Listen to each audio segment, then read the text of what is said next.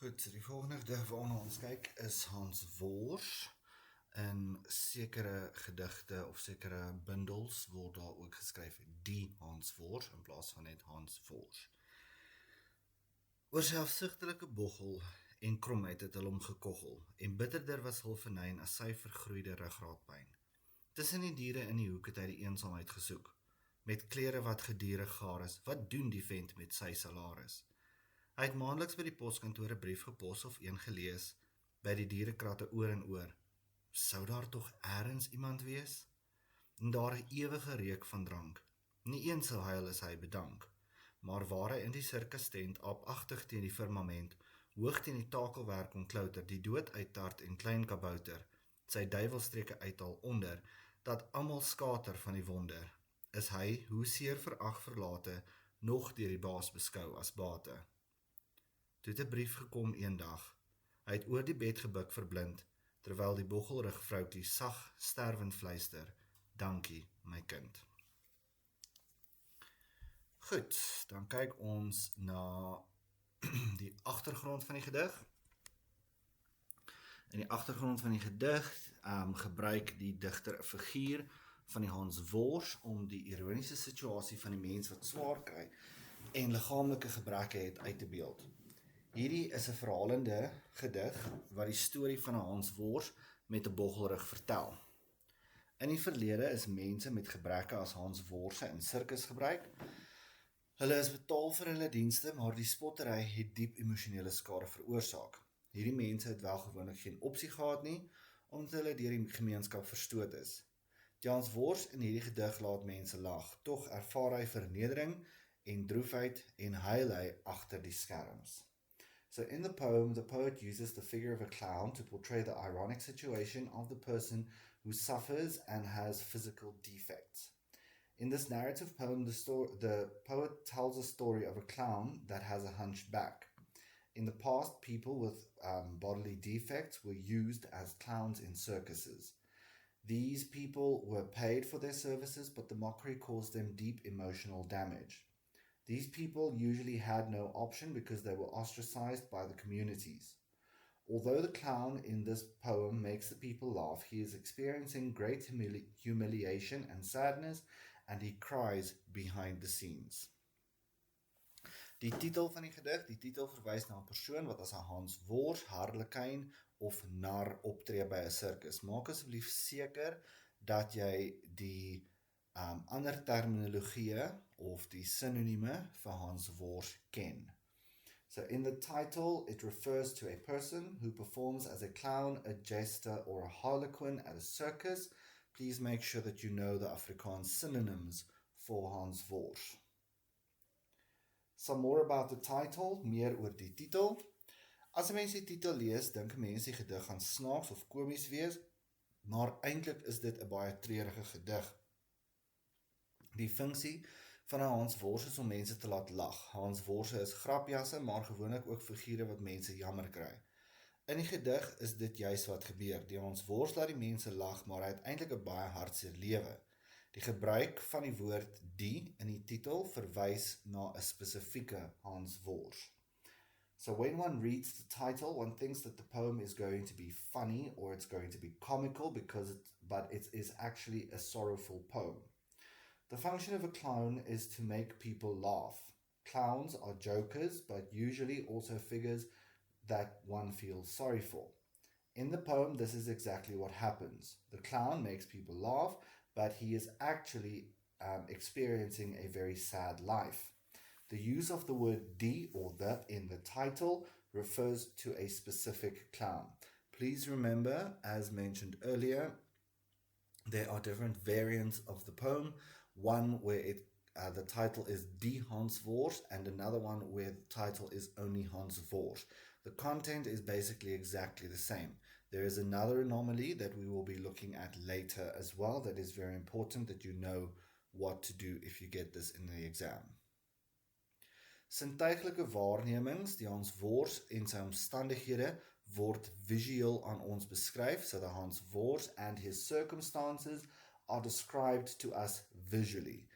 Ons gebruik ons sigsintuig as ook ons gehoorsintuig en ons reuksintuig, our sense of sight, our sense of hearing, and our sense of smell when we are looking at the Hans Wors. Ons sien hoe hy lyk en wat hy doen, so we can see what the clown looks like and what he does. Ons hoor hoe sy kollegas van hom skinder en lag en die toeskouers vir hom lag. We can hear how his colleagues and are gossiping about him and laughing about him, as well as how the spectators are laughing at him. En ons weet hoe hy ruik, want ons lees dat die Hans Wors na drank ruik. We also know what he smells like, because it is mentioned that he smells of drink or smells of alcohol. Typografie en kontraste in die gedig. Die gedig bestaan uit 5 strofes met 26 reëls.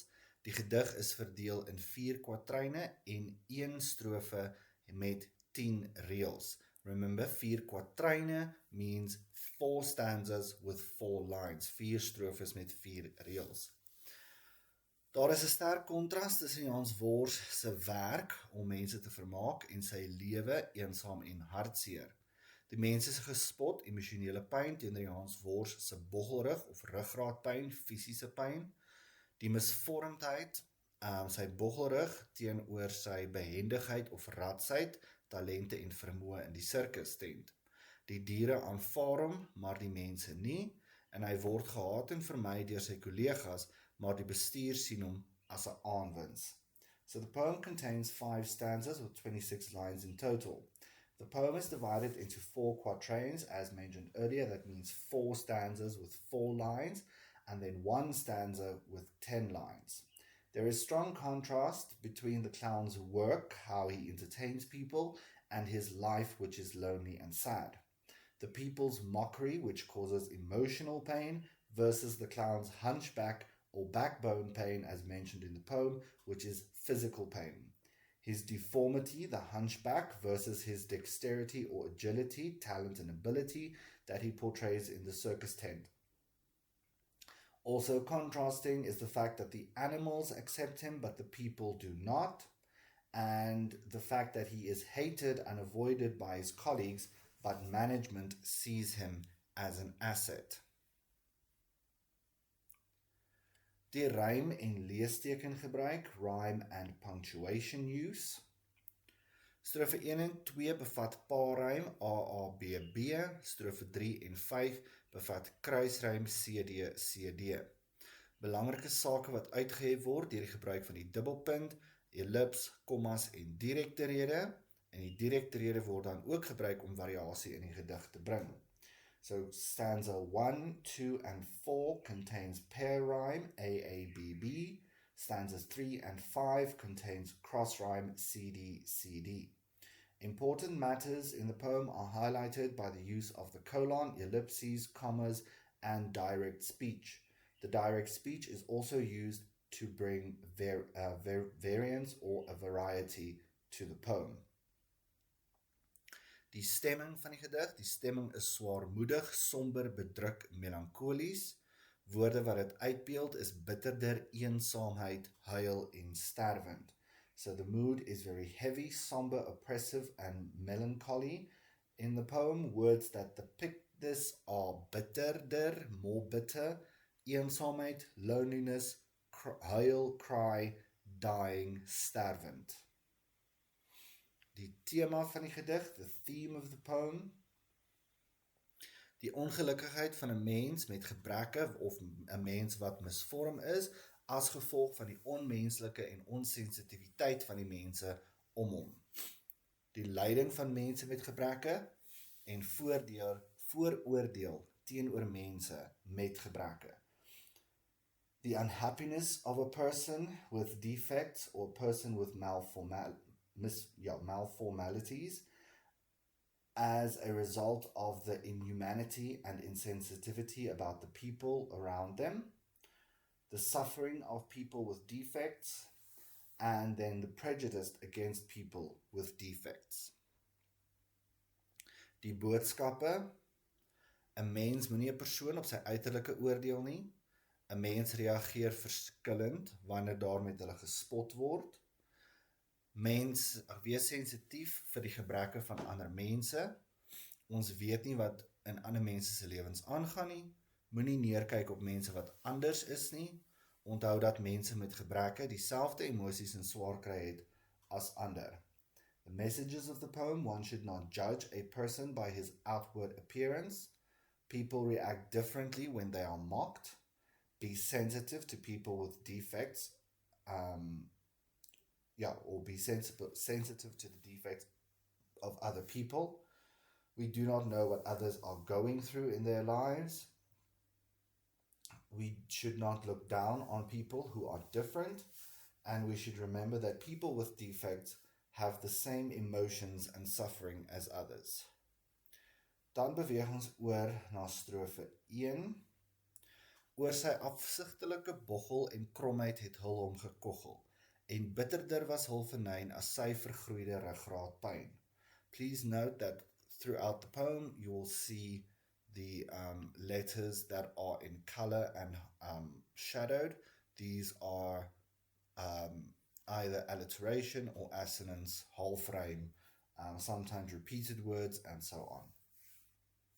The English: over his hideous hump and crookedness they jeered at him, and more bitter was their malice than his misshapen backbone pain. Afsigtelike bochel, dit is 'n lelike, afskuwelike of verskriklike, in English hideous. Bochel verwys na die hansworst se krom rug, a hunchback. So afsigtelike bochel, hideous, ugly, repulsive, terrible. The hump refers to the clown's crooked back. Oor sy afsigtelike bochel en kromheid het hul hom gekoggel. Die kollegas het hom gekoggel or teased him oor sy rug wat krom is, of oor sy bochelrug. So his colleagues mocked him because his back was crooked. He had a hunched back. En bitterder was hul venyn, in versie, en hul venyn was bitterder. Bitterder is aan die begin van die reël geplaas om die emosionele pyn te beklemtoon. So we have inversion here, and their malice was more bitter. More bitter or bitterder was placed at the beginning of the line in order to emphasize the emotional pain that the hansworst is going through. En bitterder was hul venyn as sy vergroeide ruggraatpyn. Die emosionele pyn wat sy kollegas veroorsaak het met hulle gespot is erger as die pyn in sy rug. So the emotional pain that the colleagues caused him with their mockery is worse than the pain that he experienced in his back. Vergroeide ruggraatpyn, die hansworst se ruggraat, sy backbone, is vergroei of misvormd. Dit was die rede vir sy bochel, as ook die rede vir sy fisieke en emosionele pyn. So the clown's backbone was misshapen, malformed, and this caused the hump as well as the reason for his physical as well as emotional pain. Die G-alliterasie weerspieël die moeilike lewe van die hansworst. The G-alliteration reflects the clown's difficult life. En dan het ons ook 'n metafoor. Die metafoor: mense se lelike woorde word met die pyn in die hansworst se rug vergelyk. Onder die hansworst se grimering skuil daar baie fisiese en emosionele pyn. Die hansworst is ongewild onder sy kollegas. So under the clowns, the metaphor is people's ugly words are being compared to the pain, the physical pain in the clown's back. Under the clown's makeup, there hides more physical pain and emotional pain that we know of. The clown is very unpopular amongst his colleagues. Strofe 1 beskryf dan ook die hansworst se voorkoms en hoe hy daaroor voel. Stanza 1 describes the clown's appearance and how he feels about that. Strofe 2. Tussen die diere in die hoek het hy die eensaamheid gesoek, met klere wat gedurende gaar is, wat doen die vent met sy salaris. Among the animals in the corner, he sought out loneliness, with clothes that are constantly threadbare. What does the fellow do with his salary? Tussen die diere in die hoek het hy die eensaamheid gesoek, om weg te kom van die gespot, het die hansworst tussen die diere se hokke gaan sit, sodat hy alleen kan wees. So to get away from the ridicule, The clown went to sit amongst the cages of the animals so that he could be alone. Die eensaamheid gesoek, hy het eensaamheid gesoek, hy het gaan wegkruip, verkies om eerder sy tyd saam met die diere te spandeer as om gespot te word. He sought out loneliness. He went to hide away or preferred to rather spend his time with the animals because they did not mock him. Na die dubbelpunt, daar's 'n dubbelpunt, hier volg dan die direkte woorde van die kollegas, dit waaroor hulle gewonder of geskinder het. So the colon, after the colon follows the direct words of the colleagues, what they were wondering and what they were gossiping about. If we look again tussen die diere in die hoek, het hy die eensaamheid gesoek. Die hansvoor se absolute eensaamheid, of die alleenheid van die hansvoor se bestaan, word beklemtoon deur te beskryf hoe hy homself eenkant hou of afsonder tussen die diere se hokke. Hy sou eerder daar wees, want die diere kan hom nie met woorde seermaak nie, en die diere aanvaar hom soos wat hy is, hulle verwerp hom nie. So the clown's absolute loneliness or his solitude is emphasized by describing how he keeps to himself or isolates himself among the cages of the animals. He would rather be there because the animals cannot hurt him with words, and the animals accepted him as he is and did not reject him. Sy klere wat gediere gaar, of met klere wat gediere gaar is, die woord gaar beteken sy klere is stikkend verslete oud gedaan. Hy het nie nuwe of netjiese klere nie. So his clothes were torn, worn out, old, finished. He did not have new or neat clothes. Die G-alliterasie beklemtoon die kondisie waarin die hansvoor se klere is. So the G-alliteration emphasizes the poor condition of the hansvoor's clothes. Die hansvoors, met klere wat gediere gaar is, die hansvoors skep 'n slegte, armoedige indruk. Die woord gedierig beteken dat sy klere gereeld of altyd so lyk. So the clown creates a poor or impoverished impression. The word constantly, gedierig, means that his clothes look like this regularly or always. Fent means fool, or as translated earlier, fellow, although fool has a more emotive meaning. Die gebruik van die woord vent dui daarop dat die mense ongevoelig is teenoor die hansvoors, hulle sien hom as agterlik of dink min van hom. So the word vent means fool. The use of the word fool indicates people's insensitivity towards the clown. They see him as backwards or think very little of him. Dan het ons 'n retoriese vraag. Onthou, retoriese vraag is 'n vraag waarop geen antwoord verwag word of gekry word nie. So the rhetorical question, something that is usually not answered in a poem or to which we do not get the answer. Dit betrek die leser en laat jou dink. Die vraag beklemtoon ook die harteloosheid van die hansvoors se kollegas. So the rhetorical question involves the reader and makes you think. The question also emphasizes the heartlessness of the clown's colleagues. Die direkte woorde dui die kinderstories oor die hansvoors aan. Die kollegas kon hom gevra het, maar hulle redeneer onder hulle self. Dit suggereer dat die hansvoors nooit geld gehad het nie. So the direct words indicate the gossip about the clown. The colleagues could have just asked him, but they are reasoning among themselves. This also then suggests that the hansvoors or the clown never had any money. Strofe 2 handel weer eens oor hoe die hansvoors lyk en spesifiek oor hoe hy vir die ander mense lyk. So stanza 2 is about how the hansvoors appears to other people. Strofe 3, hy het maandeliks by die poskantoor 'n brief gepos of een gelees, by die dierekratte oor en oor, sou daar tog iemand wees. He'd monthly at the post office post a letter or read one by the animal crates over and over. Could there perhaps be someone somewhere? In Trige, daar is moontlik iemand vir wie of wat vir die hansvoors omgee. So the intrigue, there is the possibility of someone who cares for the Hansworst or someone for whom the Hansworst cares. Maandeliks, hy het dit gereeld, elke maand 'n brief ontvang en gestuur.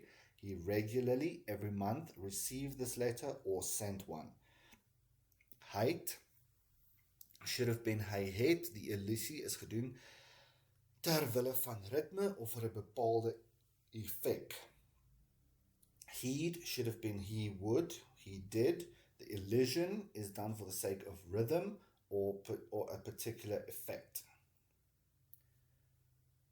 Hy het maandeliks by die poskantoor 'n brief gepos of een gelees.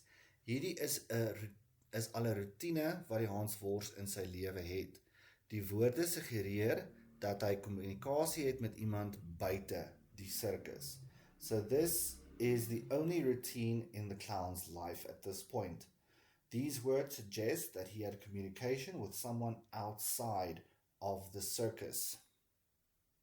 By die dierekratte, hy soek weer die veiligheid van die diere uit as hy die brief lees, hy voel gemaklik daar. So when he received this letter, he again seeked out the safety of the animals. When he reads this letter, he feels very comfortable there.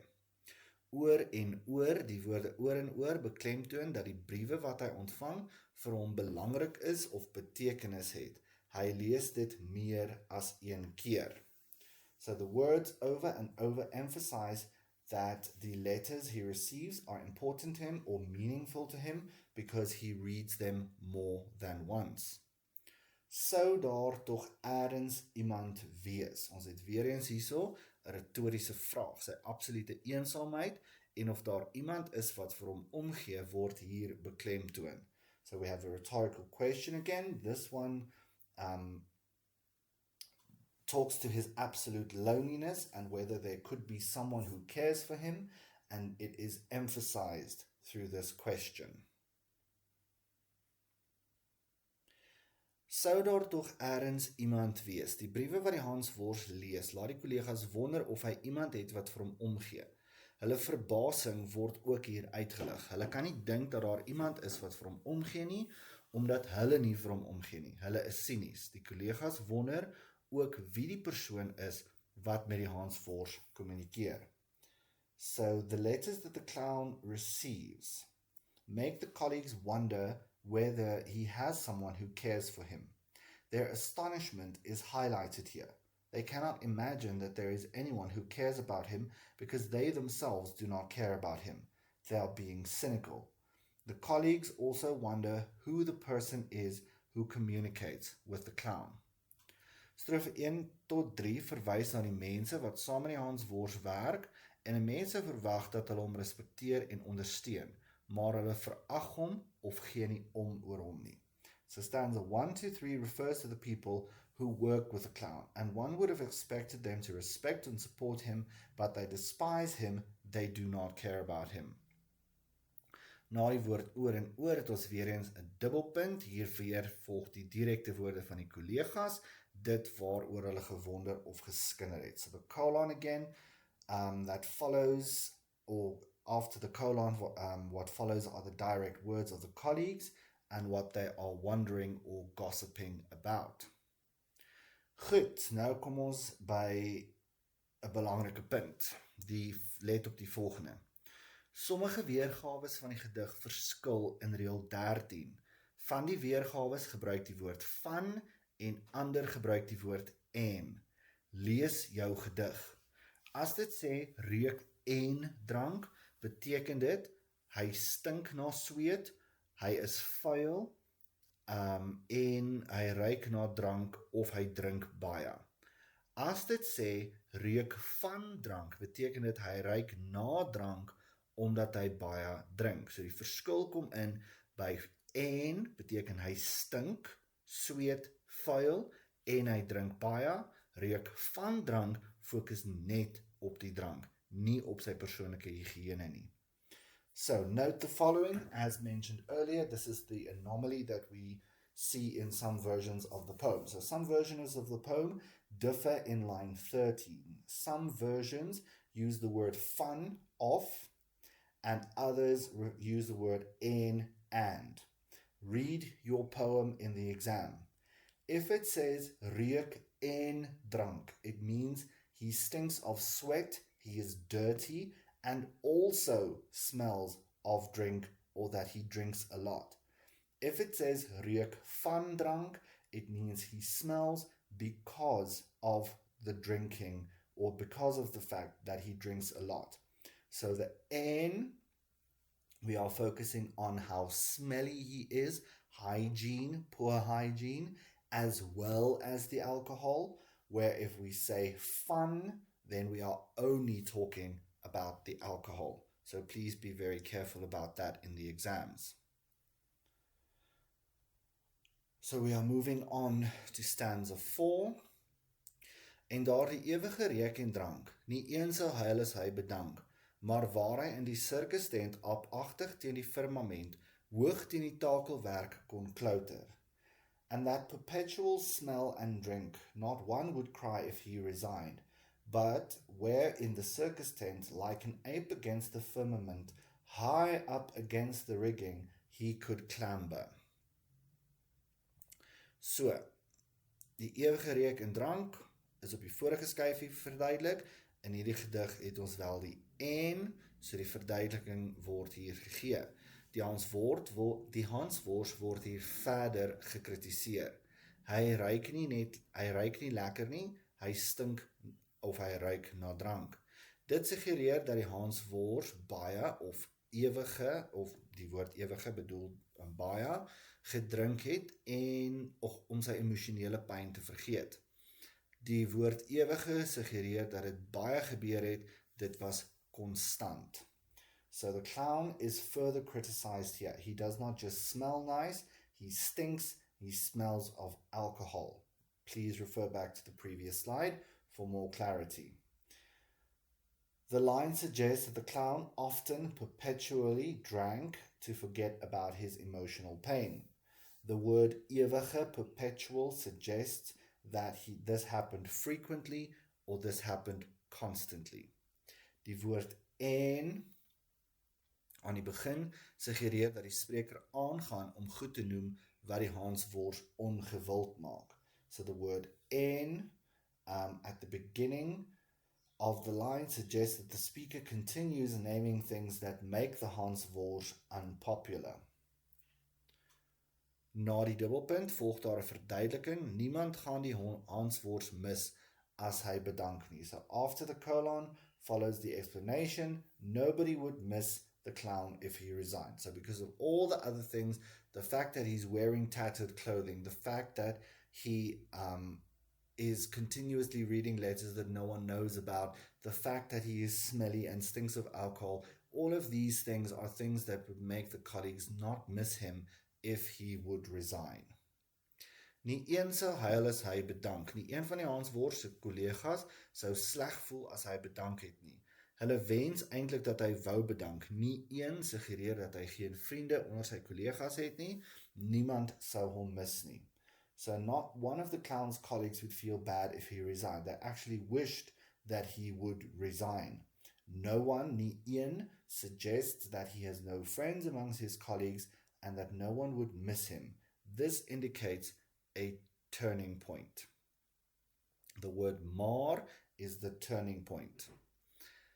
Dit dui 'n wending aan wat tot nou negatief genoem is, maar hier word daar nou van die Hanswors gepraat wat hy goed gedoen het. Hy doen sy werk goed. So the word maar indicates a turning point. Up to now, everything was negative that was mentioned about the Hanswors, but from here on out, they speak about that which the clown does well. He does his work well. Die woord aapagtig is 'n metafoor, soos 'n aap. Die manier waarop hy teen die pale van die tent uitgeklim het hom soos 'n aap laat lyk. So the metaphor, like a monkey, the manner in which he climbed up the poles in the tent made him look like a monkey. Die woord firmament is 'n hiperbool. Firmament verwys na die hemel. Die Hanswors klim dus volgens die gedig so hoog soos die hemel. Dit is ook 'n metafoor, die dak is dan so hoog soos die hemel. Dit is asof die Hanswoord hier vry kan wees. Hy is nie bang nie. So in this poem, or in this word, we have an example of a hyperbole, an over-exaggeration.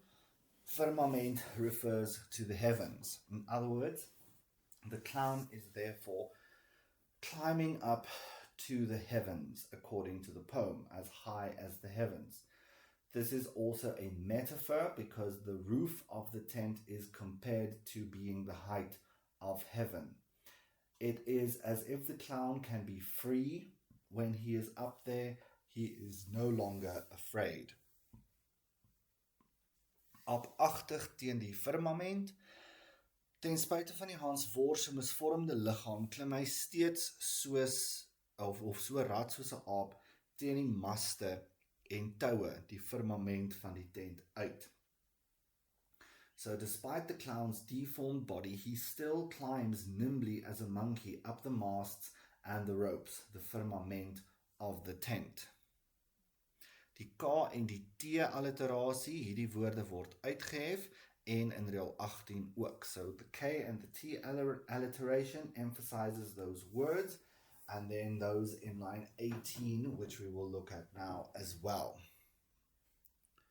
Strofe 4 handel oor die Hanswoord se doel of sy take in die circus. Stanza 4 deals with the clown's purpose or tasks in the circus. Continuing with strofe 4, ons gaan aan met strofe 4, stanza 4.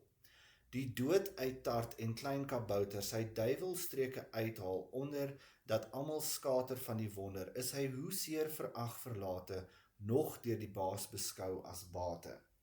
Defying death and little known, pulling out his devilish tricks so that everyone guffaws at the wonder. He, although intensely despised, abandoned, is still regarded by the boss as an asset. Klein kabouter is 'n metafoor, die Hanswoord is so klein soos 'n kabouter. Die woord is soort van 'n bynaam wat hulle vir hom gegee het. Die afwyking van boggelrug of die afwyking wat hy het, sy boggelrug, het sy groei gestrem en daarom word hy 'n klein kabouter genoem. So this is a metaphor. The clown is as small as a gnome or a dwarf. The word is kind of a nickname that they gave him. The abnormality that he has, the hunchback, stunted his growth and therefore he is called a little gnome. Die dood uittart, die toertjies wat die Hanswoord doen, is baie gevaarlik. Hy is nie bang vir die dood nie en is baie dapper om so hoog te klim. Hierdie is wat die toeskouers wil sien. So the tricks that the clown performs are very dangerous. He is not afraid of death and is very brave to climb so high. This is what the spectators want to see.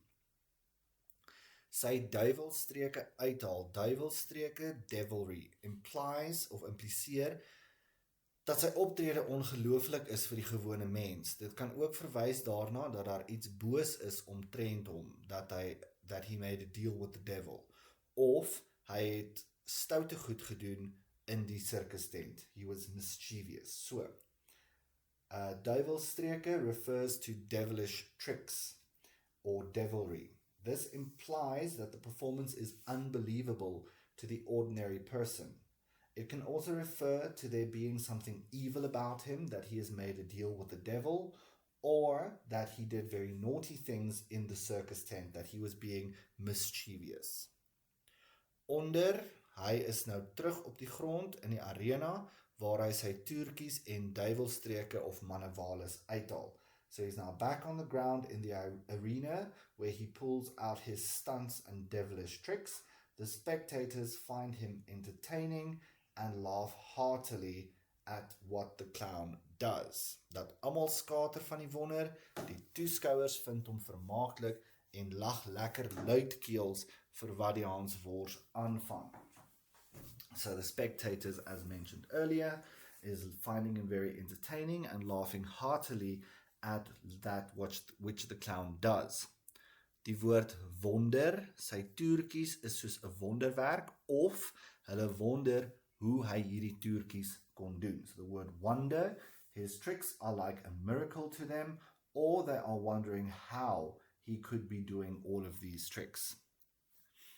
Is hy hoeseer verag verlate nog deur die baas beskou as bate. Hier het ons geval van ironie as ook kontras. Die baas en die ander het die hanswors sleg behandel, maar sien hom nogtans as 'n waardevolle besitting. Niemand hou van die hanswors nie en wil hom nie daar hê nie, maar hulle weet as hy weggaan, gaan hulle inkomste verloor. So we've got irony and contrast in these two lines. The boss, as well as the others, treated the clown badly, and yet they still see him as an asset or a valuable possession. Although nobody likes the clown or wants him there, they know that if he leaves, they will lose income. Die woord verlate, eindplasing terwille van rym, en dit beklemtoon ook dan die alleenheid of die eensaamheid van die hanswors. So the end placement of the word verlate, it was done for the sake of rhyme, and it also emphasizes the clown's aloneness or loneliness, though, the clown's aloneness or loneliness. Hoeseer verag means although intensely despised. Die woorde is tussen hakkie of tussen kommas in plaas van hakkies. Dit beklemtoon hoe erg die sirkusmense die hanswors haat. So although intensely despised, hoeseer verag, the words are between commas. It emphasizes how much the circus people hate the clown. Dan is daar ook die alliterasie van die V, R en B klanke. Hierdie woorde word daardeur uitgehef. So the alliteration of the V, R and B sounds emphasize these words.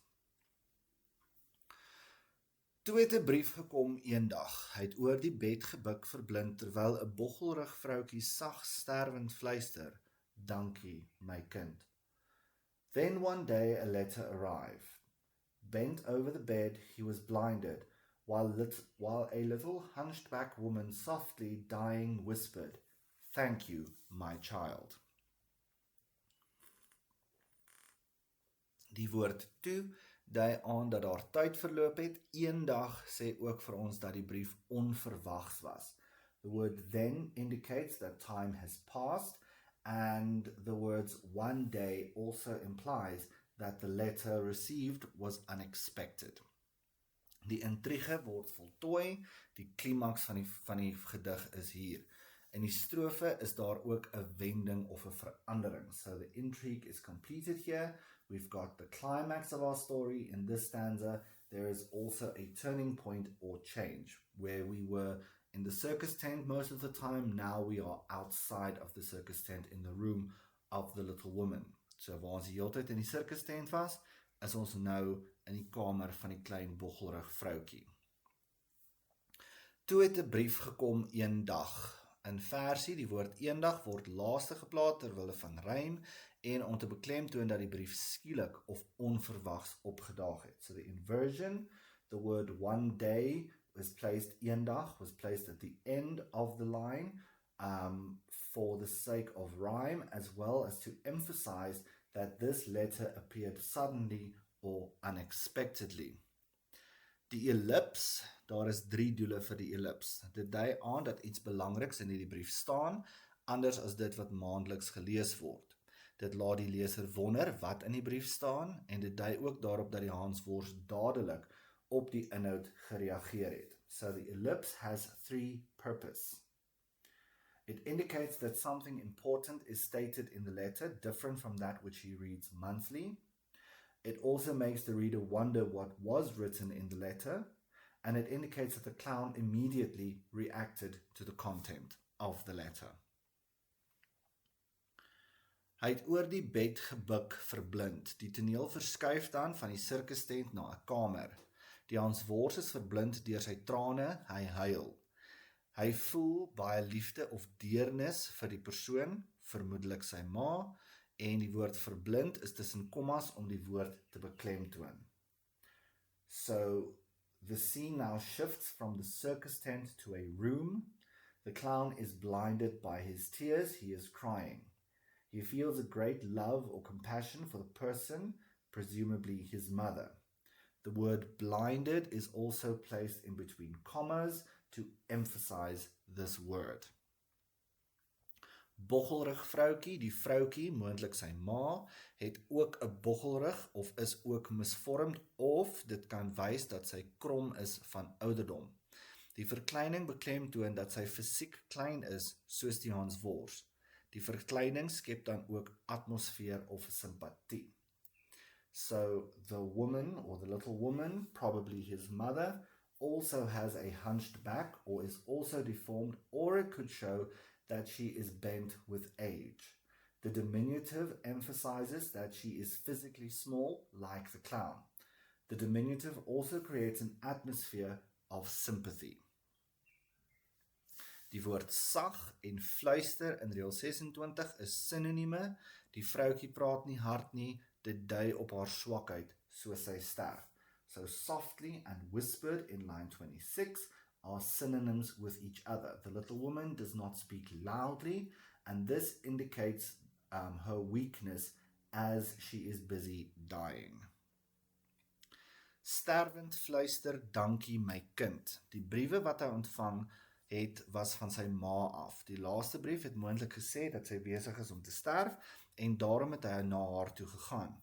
Die woorde my kind en die feit dat sy 'n boggel het bevestig dat die vrou sy ma is.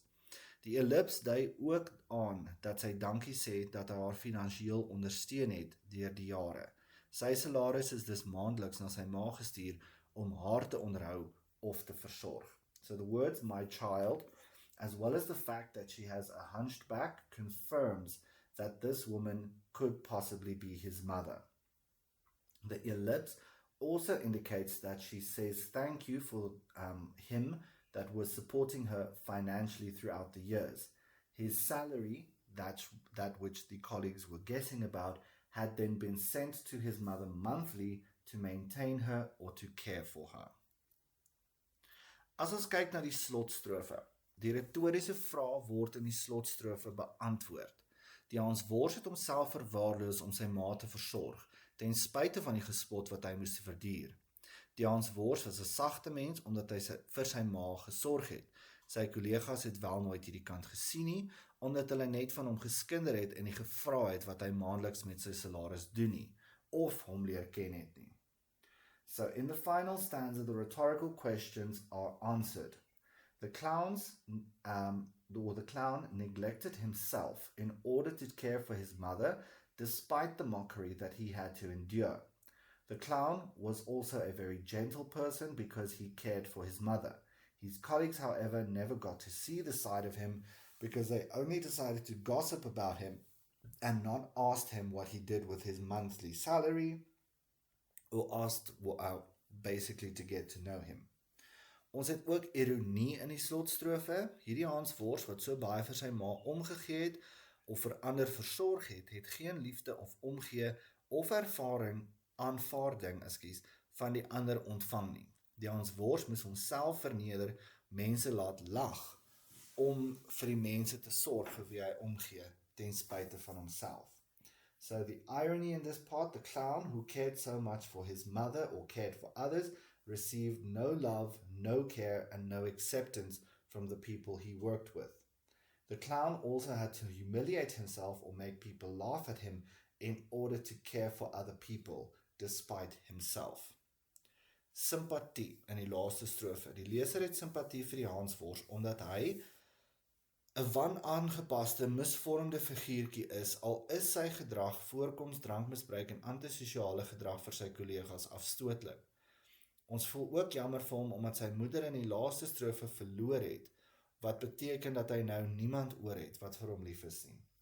So the sympathy in the last stanza, the reader has sympathy for the clown because he is maladjusted, deformed, little figure, even if his behavior, appearance, and alcohol abuse and antisocial behavior are repulsive to his colleagues.